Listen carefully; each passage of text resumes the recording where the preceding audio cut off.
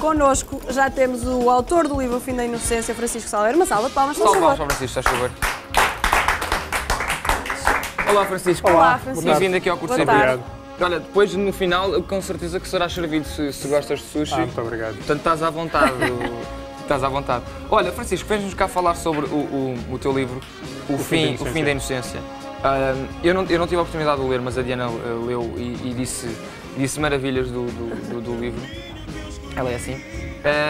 Como é que surgiu esta ideia deste livro, do Fim da Inocência? Esta ideia surgiu-me quando conheço a Inês, que é a personagem real do livro, quando há muitos anos, quando eu escrevia artigos para a Notícias Magazine, me ia enviando mails a dizer que gostava dos artigos, que na altura era mais uma entre muitas outras. Quando sai o meu primeiro livro, O Homens Há Muitos, em que para mim a capa era perfeitamente inocente, porque tinha umas cenouras, há uma rapariga que começa a falar do aspecto fálico da capa. E eu nessa altura vou verificar ao Outlook se já tinha tido alguns mails dessa pessoa e de facto verifico, já havia um historial de envio de mails. E a partir desse momento, todos os mails seguintes que ela me foi mandando eram sempre profundamente sexualizados. E muito de exibicionismo. Eu faço isto com os meus amigos, eu vou ali com os meus amigos, o que eu achava estranho para uma rapariga tão nova, que devia ter uns 12 anos. Até que há uma altura em que eu digo, se isto é tudo verdade, eu não conheço nada sobre adolescentes.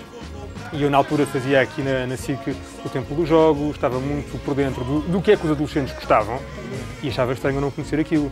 E há uma altura em que eu saio no local onde ela está e começo a verificar que muitas coisas que ela me contava eram real. E então aí eu disse, bom, se eu que estou perto de adolescentes não conheço isto, muito menos os pais conhecerão esta realidade. Pronto, e aí começa a surgir eu a começar a recolher alguns depoimentos de coisas dela. Na altura ainda com uma perspectiva talvez de um artigo, mas comecei a ver que eu tinha que ser muito mais do que um artigo, tinha que ser um livro, claramente. O problema era quando é que eu ia parar o livro, porque o livro não podia ser um tratado sobre a vida da rapariga. Claro. Portanto, isto foi quase um período de 6, 7 anos, em que fui recolhendo muitas informações sobre ela, fui estando muitas vezes com ela, e há um ponto em que eu lhe disse, Inês, eu vou querer escrever um livro sobre a tua vida. Ela ficou contente com o resultado? Ela gosta do livro? A Inês neste momento está numa fase em que quer desvincular-se internamente do passado, desta fase da vida dela, claramente. Portanto, ela lê esse livro um bocadinho objetivamente, como se fosse uma outra pessoa, como se não fosse ela. Exato. E assim, para quem não leu o livro, a história, basicamente, como estavas a dizer, Francisco, é a vida, enfim, é a perda da virgindade de uma miúda, é toda a história da vida dela, não vou revelar muito porque convém as pessoas a lerem o livro, mas o que para mim achei interessante é porque aquilo que eu tinha-te dito, nós sabemos que isto acontece, nós temos mais ou menos a noção, mas quando lemos uma história real, choca-nos, traz-nos um bocadinho à realidade e pensamos, afinal, isto é assim, mas é muito pior, porque tudo aquilo que ela descreve, como estavas a dizer, para ti foi surpreendente, mas o que eu quero saber é até que ponto é que achas que para os pais, porque há pais que vão ler este livro, que para eles é que vai ser surpreendente, não é? Porque para os pais vai ser muito surpreendente. Vai ser um choque, não é? Eu tenho tido centenas de mails desde que o livro saiu, há 3 semanas, de pais a dizerem que, ponto 1, ficaram muito chocados com esta realidade, mas ponto 2 tem sido muito importante. Claro. Porque há uma série de situações que eles não fazem a mínima ideia. Exatamente. E para mim o importante na escrita deste livro é para ser um alerta aos pais, para eles perceberem que há uma realidade diferente, que a geração deles, a adolescência é totalmente distinta desta atual adolescência e têm que se adaptar. E mais, o grande problema que eu vejo hoje em dia é que há muitas ofertas e muito pouca orientação. E, portanto, os estímulos são tantos, a pressão do grupo é tão grande, que, de facto, as coisas podem descambar muito facilmente, como acontece no livro. Eu achei uma coisa curiosa aqui que diz, em relação aos pais, que é o facto de eles não controlarem, por exemplo, o acesso à internet, logo do início, não é? Não fazem uma barreira, não dizem este tipo de sites tu não vais poder ver, ou fazem, enfim, um controle, até há programas que fazem isso. Oh, Diana, mas sabes que não é pela negação da ida que eu acho que se lá vai, porque isso faz sentido até aos 8, 9 anos. Claro. A partir dessa idade há sempre um amigo que não tem filtrado. Claro. E pronto, isso para mim cria-me logo ali uma cisão muito grande na relação daquele pai com aquele filho. Para mim o mais importante claramente é os pais, ponto 1, saberem o que é realmente a internet e neste caso as redes sociais, estarem por dentro e poderem falar com os filhos abertamente dos cuidados que eles devem ter. Um pai deve dizer a um filho, atenção, tudo aquilo que tu meteres de fotografias, que tu podes achar muito giro por uma fotografia bêbada a vomitar, mas provavelmente pode ficar aí para o resto da vida. Claro.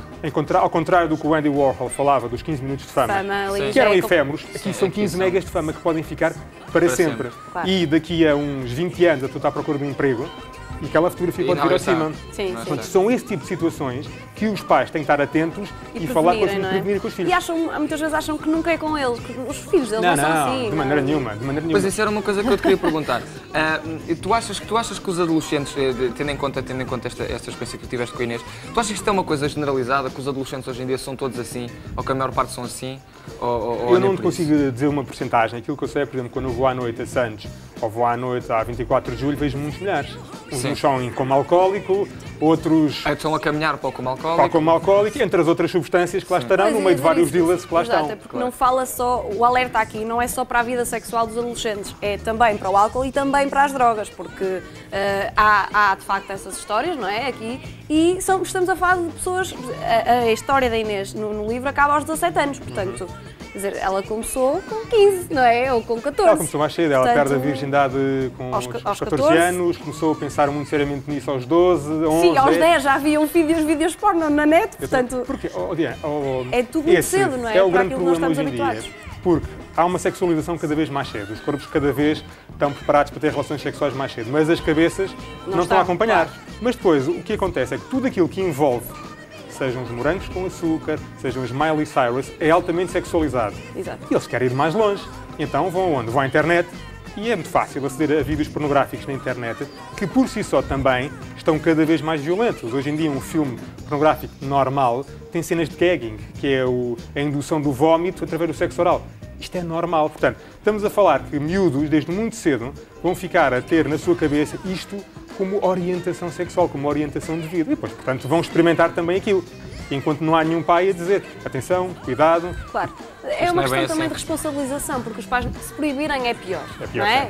Proibir é sempre, o fruto proibido é o mais apetecido, mas se consciencializarem e souberem despertar consciência nos filhos e responsabilizá-los e saberem os seus limites, porque brincadeiras toda a gente tem, não é? Tipo deslizes ou uma bebedeira ou uma coisa, isso é normal, agora por sistema não é. Por sistema não faz bem. Eu tenho alguns mails que recebo de pais que dizem: está bem, mas eu também no meu tempo, e se calhar você também bebeu muito, fumou um charros... Mas é totalmente diferente. E é totalmente diferente. A questão é essa. Aquilo que eu digo às pessoas em resposta é que não é. Hoje em dia é muito pior, há muito mais acesso a droga, há muito mais acesso a álcool, há muito mais dinheiro disponível e para além disso ainda há redes sociais que nos criam uma pressão enorme em que de repente, antigamente nós tínhamos 30, 40 pessoas em pressão de grupo e hoje em dia tem 1.000, 2.000, 3.000 pessoas a fazerem uma pressão de grupo muito grande.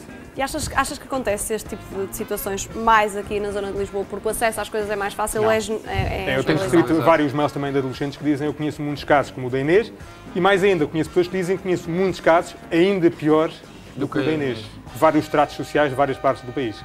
Sim, não é preciso, não é só em Lisboa, isso é generalizado. Não, às vezes as pessoas podem ter essa ideia, não é? De género, aqui é mais fácil, há mais acesso às coisas, mas não, às vezes não é só muitas vezes dizem: isso aí passa-se com uma menina da linha de Cascais porque tem dinheiro. Eu digo: não, é o exemplo que eu peguei. Isso não é preciso ser uma menina da linha de Cascais. Então hoje em dia com a internet nós estamos em contacto com qualquer parte do mundo, seja em que parte do mundo nós estivermos. Portanto, e muitas destas coisas de pressão vêm através da internet. Claro. Sim, senhor. Olha, Francisco, muito obrigado por teres vindo aqui falar sobre o teu livro. O livro já está à venda, não é? Já está à venda, vai entrar em segunda edição para a semana que vem. Portanto, está a ser um sucesso. Está. Top FNAC, top Bertrand, está a correr muito bem. Parabéns pelo livro e ainda bem que há estes alertas às pessoas lá em casa. Comprem o livro. Filhos e pais também devem comprar para ficarem a saber então como é que são os adolescentes do século XXI, que são diferentes de nós, por exemplo. Sabias? São. Olha, Francisco, só antes de fecharmos, tens mais algum livro agora na calha? Não, para já é este. Para já é este? Para já é este.